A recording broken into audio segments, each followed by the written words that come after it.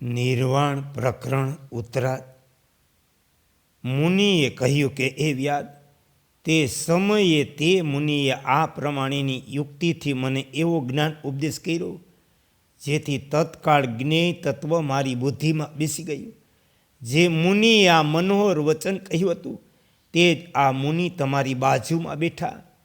તે મુનિને દેખાડીને કહ્યું કે તેમની સામે નજર નાખો. એ મૂર્તિમાન યજ્ઞ જેવા આમને દસ્યના આગળ પાછળનું પૂર્ણ જ્ઞાન, આ જ મારા અજ્ઞાનનો નાશ કરનારા. જો કે આમને મેં જ્ઞાન આપવા માટે પ્રાર્થના કરી નહોતી, તો પણ એમણે જ મને આ વાત કરી. અગ્નિ બોલ્યા, હે વિપશ્ચિત, તે મુનિની તે વાત સાંભળી તે વ્યાધ તે સમયે વિચારવા લાગ્યો કે આ સ્વપ્ન સૃષ્ટિ પ્રત્યક્ષ કઈ રીતે થઈ ગઈ. આમ વિચારીને તેને અત્યંત આશ્ચર્ય થયું. ત્યારે વ્યાધે કહ્યું કે હે મુનિ, સંસારના તાપનું હરણ કરનારા તમે હમણાં જે વાત મને કરી તે તો બહુ આશ્ચર્યજનક, મારા મનમાં બેસતી નથી. એ મુનિવર, સ્વપ્નમાં જેમનું તમે ઉપદેશક રૂપે વર્ણન કર્યું તેમની જાગ્રતતામાં પ્રત્યક્ષતા બતાવી રહ્યા અને હું પણ તેમને પ્રત્યક્ષ જોઈ રહ્યો. તેથી આને પરમ આશ્ચર્યની વાત માન. મુનિ બોલ્યા, એ મહાભાગ વ્યાધ, ત્યાર પછી મારી કોઈ આશ્ચર્યજનક ઘટના બની એનું સંક્ષેપમાં વર્ણન કરું, તમે સાંભળો, ઉતાવળ ન કરો. તમારી પાસે બેઠેલા આ મુનિવરે તે સમયે ત્યાં મને જ્ઞાન ઉપદેશ કરવા માટે એવું વર્ણન કર્યું. હું તે મહાત્માની તે વાણીથી તુરત જ્ઞાન સંપન્ન થયો.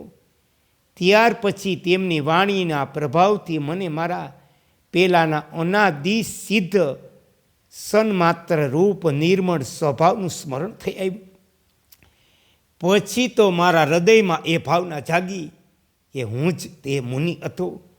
આવો ખ્યાલ આવતા ખૂબ આશ્ચર્યવશ સ્નાન કર્યું. આવો ખ્યાલ આવતા ખૂબ જ આશ્ચર્યવશ સ્નાન કર્યું હોય એવું મારું હૃદય ભીનું થઈ ગયું. હું વિષય ભોગોની આસક્તિથી આ અવસ્થાને પ્રાપ્ત થઈ ગયો. બરાબર એ રીતે જેમ અજ્ઞાની મુસાફર માર્ગના પરિશ્રમથી પીડિત થઈ જળ માટે મિથ્યા એવી મૂર્ખ તૃષ્ણાની પાછળ દોડી. આશ્ચર્ય છે, વધી રહેલા આ મિથ્યા જ્ઞાને કે જે બધી રીતે શૂન્ય છે તેણે મને કઈ દશામાં મૂકી દીધો. વાસ્તવમાં તો ન હું છું, ન આ સ્ત્રી છે, ન આ ઘર છે, ન આ ભ્રમ, પણ આ બધું મિથ્યા છતાં સત જેવું દેખાય. આ મોટું આશ્ચર્ય. સારું, હવે આ વિશે મારે શું કરવું જોઈએ? મારી અંદર બંધનને તોડી નાખવા સમર્થ જે બ્રહ્માકાર વૃત્તિરૂપી અંકુર છે તે પણ કાપી નાખવા યોગ્ય. તેથી ત્યાં સુધી હું તેનો પરિત્યાગ કરું છું. આમ વિચારીને મેં ત્યાં તે મુનિને આ પ્રમાણે કહ્યું કે મુનીશ્વર, હું મારા આશ્રમમાં રહેલા મુનિ શરીરનું તથા જે શરીરને જોવા માટે પ્રવૃત્ત થયો તેનું પણ નિરીક્ષણ કરવા જાઉં છું. આ સાંભળીને તે મુનિવરે તે સમયે ખખડીને હસી પડ્યા અને કહેવા લાગ્યા, તે બંને શરીર હવે છે ક્યાં? તે તો હવે બહુ દૂર ચાલ્યા ગયા.